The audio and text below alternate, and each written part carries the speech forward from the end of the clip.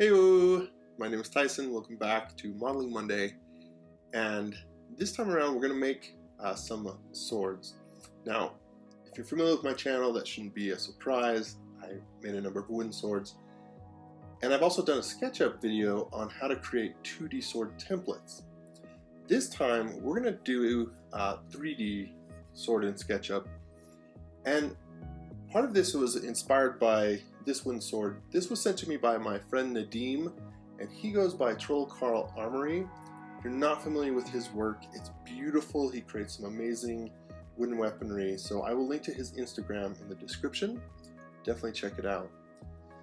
He asked for some tips or suggestions on modeling something like this sword, in full 3D. And so that's what we're going to do, and we're going to focus especially on the blade and how you can create these tapers for a blade. And I'm going to show three ways to do that. So let's get to it. Now, when I was talking to Nadim, he sent me this drawing of the sword we were just looking at. And so it was pretty easy to trace that out. Again, I've got another video where I talk about drawing templates. And then with that, I could easily copy some of these shapes off and duplicate them, mirror them, and create the basic form, pull them up. That much is pretty simple to do. But to create the taper on this blade, let's start out, and I have this is a component. So I'm going to make a copy of it, use the scale tool to mirror this, and then type -1 and move this back into place. Again, we'll show a few ways to do this. This time I'm going to combine these two shapes into one. So I will ungroup them, erase that center line, and then group them back again. Or explode the component and group it again. Let's pull this up into, let's say, 1/4 inch or maybe 3/8,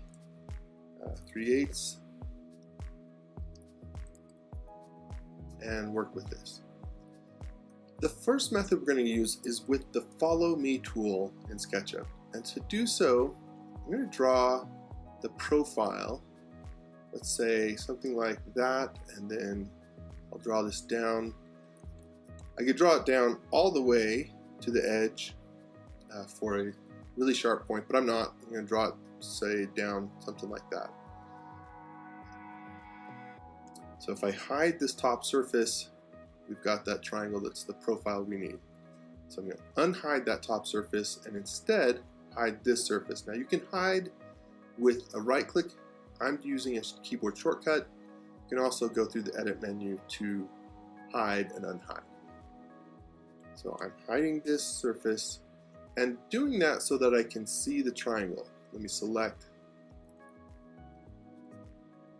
these edges. Now I have to be careful and reach out here and select all of them.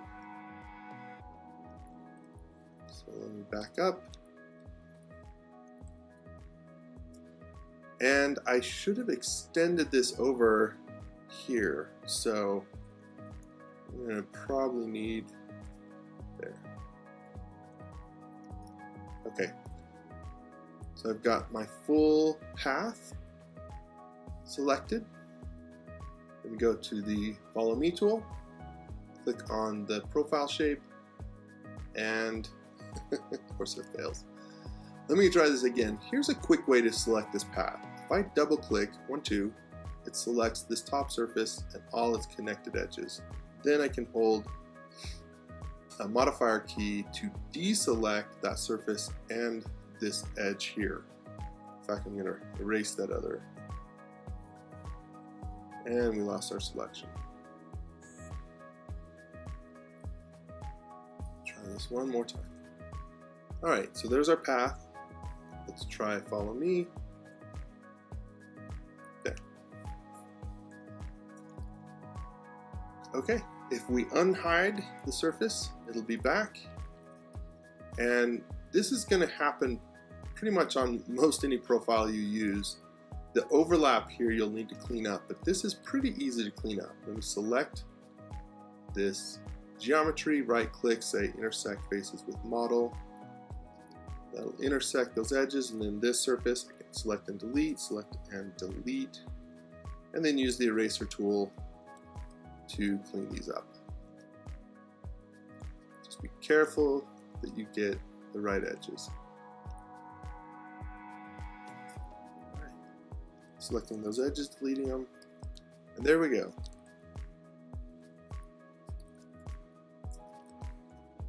And this was the top half. I did group it, so let me make it a component again. I will copy this, scale it vertically again, and scale it way through, then type -1, and then move it back into place. Alright, so there's one way to make a blade using the Follow Me tool. We took our pommel back here,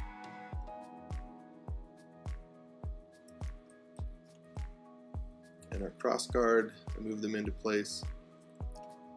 And we could start to have this. Now let's use this example again. This time, this is another copy of the component. Let me make a copy and make it unique. And this time, we're not going to combine the two shapes. That's one way to do it, and it works fine. This time, again, scale -1. We're going to leave each component as its own and do this in quarters. So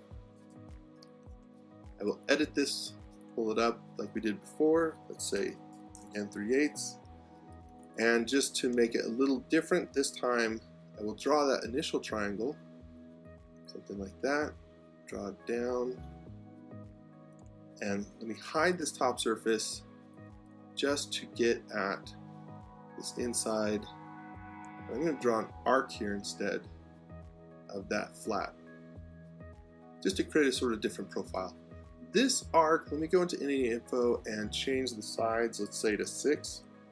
It's going to make it a little bit easier. And in fact, this is kind of the wrong direction. It should be the other way, so let me change that. Careful.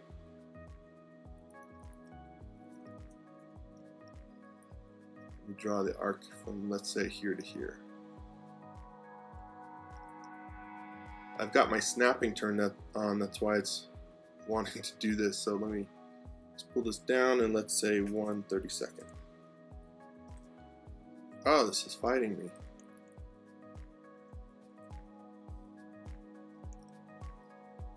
Okay, try one more time. And this, again, I'll turn this down to, say, 6 sides. Okay. This should work now. We'll get this cool curved profile instead. So, unhiding that top surface. This time, we only need to select the edges of one of the sides.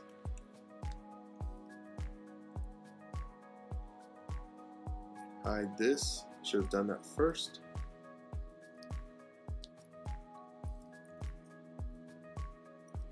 Select the edges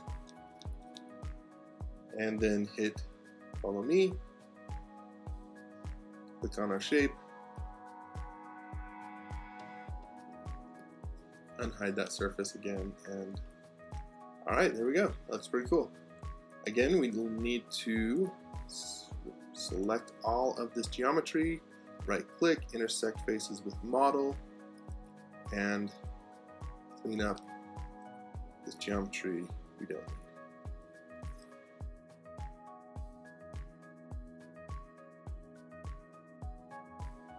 It's really easy to accidentally erase too much, so just undo and make sure you get all the geometry. There we go. And in this case, again, because these are separate, we have 4. So we'll select both of those, scale them negatively, move them back into place. And if you don't want to see this inner seam here, let me make a copy just to show how this works. Once this is ready, we can hide, so I'm editing this component, and I can hold the shift key with the eraser tool and hide these edges. So they're still there, but they're hidden, and in that way it looks seamless. Because we can do it to just one of these, all of our components are affected. So that's a quick way to make that look better. We do the same up here at the top too if we wanted to, say, hide some of these edges. Hide or smooth them, something like that. Whatever look you're going for. Okay, so that was the Follow Me tool, just native SketchUp tools. You can do that in SketchUp for the web. Easy peasy. The next method we're going to use requires a plugin.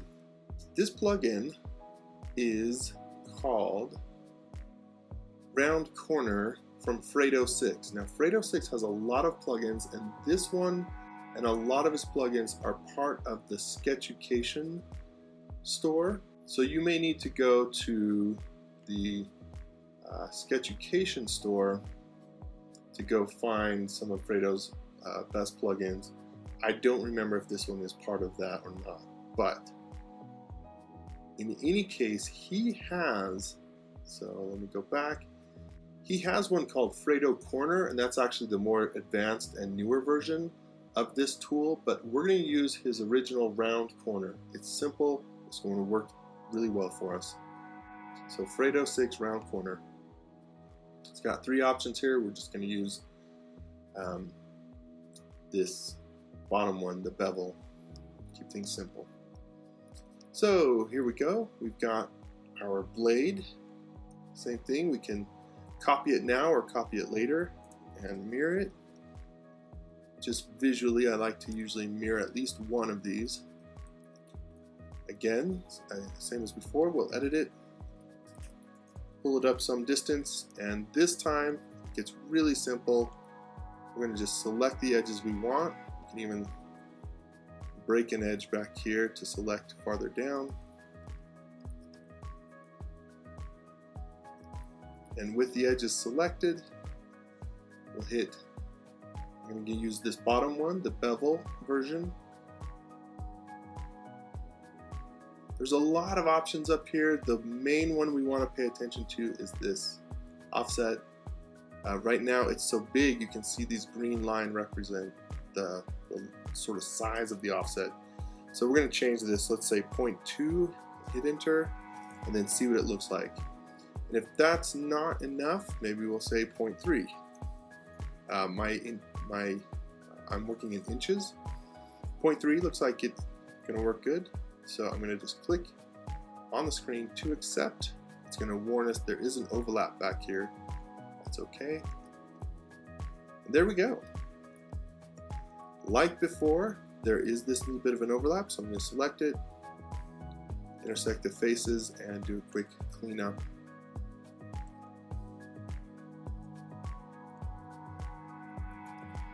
And I may need to retrace a face here. But there we go, easy to get that nice bevel. If we want to see that edge, we can go in and soften and smooth. Just this dialog.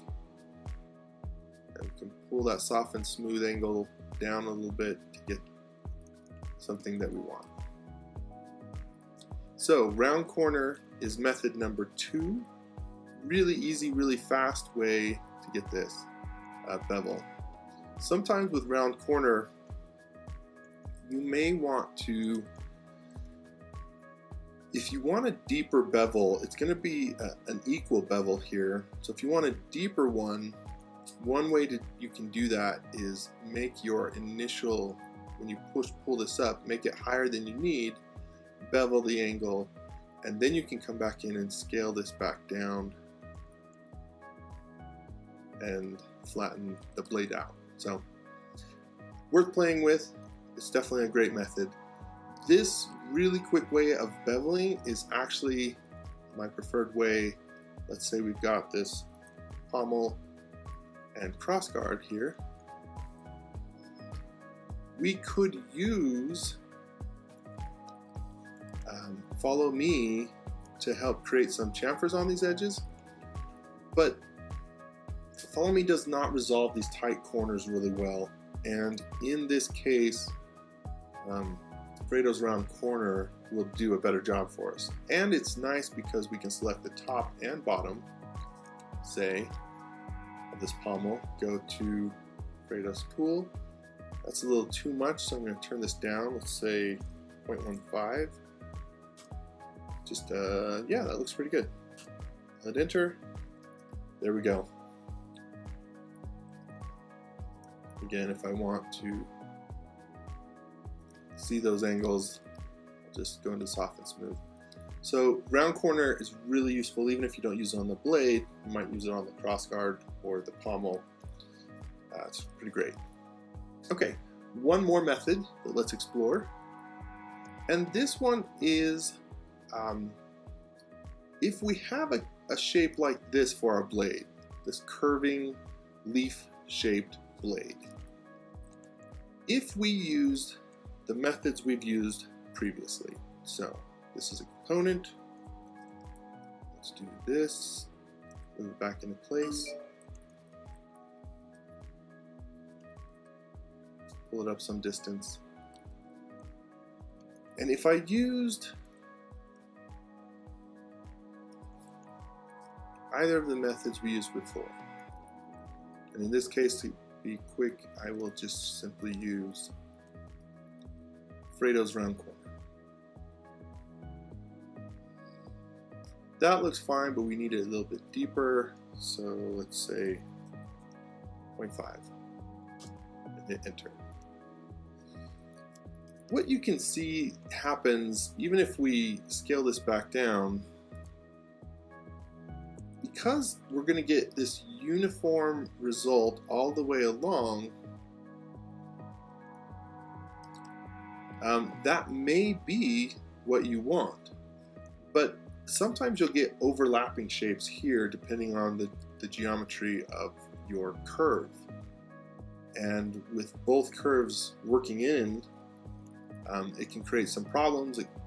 This just may not be the result you want. You may want to keep this center straight. So this last method we're going to use, undo a few times, is going to address that, just as another way we might work with this. So this is going to use the component as a reference. So let me draw, let's just draw a rectangle, pull it up, and I'm doing that just to get this front shape. So don't need you anymore. I'm going to select this, group it, cut it, edit this, paste in place. Now we can push pull, and the way this works is like this. If I pull this out some distance and then select this front surface, hit the scale tool, I can scale this in, and then I can pull this farther, hit the scale tool, and scale it in. And if I'm careful to use the scale tool, see, I don't want to grab any other geometry. If I hit the scale tool like that, that's not going to work. Just this front face, use the scale tool, I can shape this surface. This method of using push-pull and the scale tool is really a fantastic modeling method. You can use it for a lot of things. It takes some practice because in any given scenario, you might use a little bit of a different method with it. But in our case, one thing that I want to do, let me come back to this, let's say here.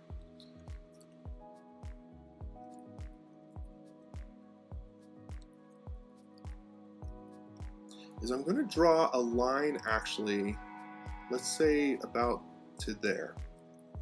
And the reason to do this is I want to preserve the middle part of this blade. So when I pull this next surface out, I'm going to tap the Option or Control key on a PC to move a copy instead. Now you won't need to do that every time, but just this first time I needed to. And now you can see I'm leaving the center surface alone. I'm pulling this in a little bit, and then I'm going to pull each one of these, but only shape the outer one. And that is going to help me preserve that center. Now, one last thing. The whole point of this was to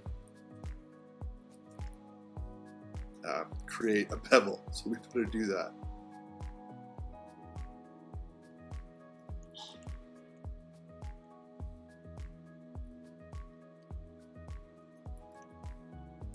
But it's the same idea. Let me be careful. See, what's happening here is I just need to extend this line. Now it's got an edge that will accommodate us. Alright, that's the idea. I am going to do this and sort of speed up the process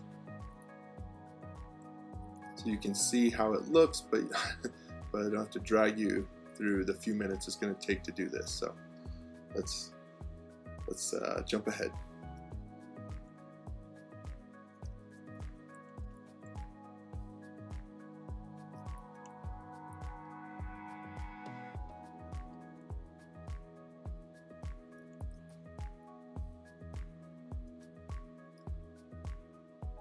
One thing that I've run into and that will happen is as the changes between this part of the curve are so minimal that SketchUp is not really leaving this previous surface behind. And if we do that, the next time I scale this, it doesn't have those edges to work from. So be careful, and if SketchUp is not leaving those edges, hit the modifier key to toggle a new face so that you always leave all those edges behind, and that is what you're working from. Another thing that's useful is sometimes you may want to scale out beyond what you think you need and then come back. SketchUp's inferencing and snapping is great most of the time, but sometimes it doesn't. It does get in the way. So when that happens, usually a good solution is just to overextend and then work your way back. All right, we'll move ahead quickly again.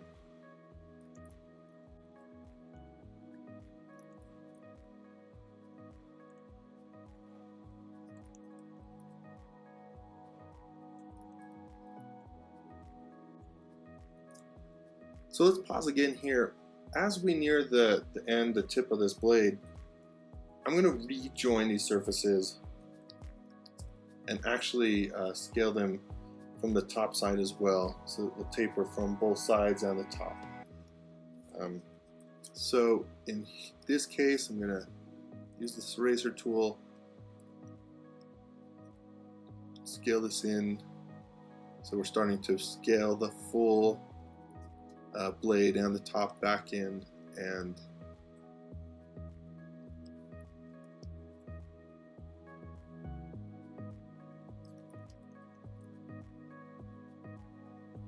also now going to add a line. Could have done this perhaps back here, and scale this in from the side and from the top down a little bit so that we're tapering this blade.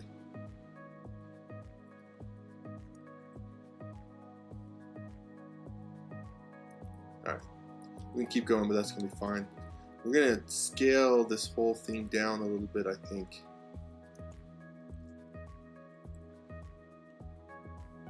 now that we've got.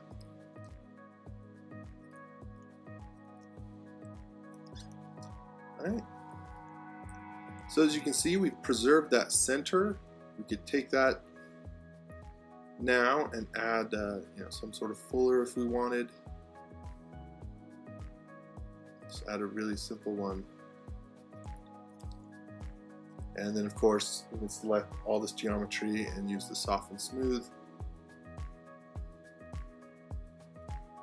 to help soften that out. Now a few of these, when we did this and we left some surfaces behind, if I hide this, we actually have some inner surfaces. Ideally within SketchUp you don't want that. Sometimes it's not as important, but in our case a quick way to get rid of that is the solid inspector. Again, it's another plugin. This one is from TomTom. If I select this and then hit solid inspector, it's going to say, hey, you've got some stuff inside here. Oh, you know what, I'm selecting the outer shell, so let me dig inside once and select just the group that I want. In fact, let's close this for a moment. I'm going to ungroup this now.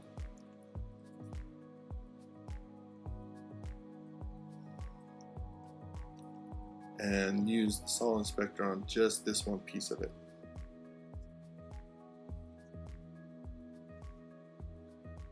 And let's see, it says got some internal faces, fix those, and it will fix those internal faces. Solid inspector is great. See, if I hide that now, those are all gone. Unhide. So again, let's use the soften smooth.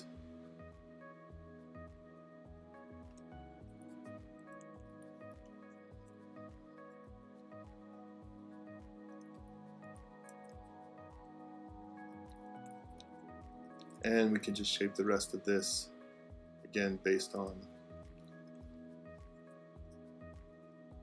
our drawing. Select this edge, move it. Okay, make this a component.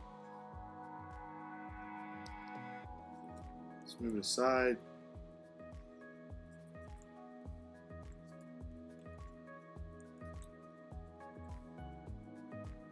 Scale 1 version, and then we'll grab both of them, scale in the blue direction,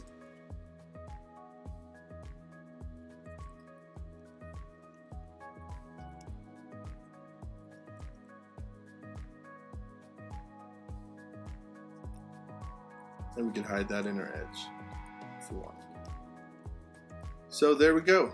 There's a leaf-shaped blade that was hand-shaped by us based on whatever you're trying to do. And that's method 3, is just to do it manually using the push-pull and scale tool. So there you go. You've got the follow me tool, you've got a plug-in method to use round corner, and we've got push-pull and scale tool for a little more customization. Hope that was helpful. Let me know if you have other thoughts or ideas or any questions. And thanks for watching. Cheers.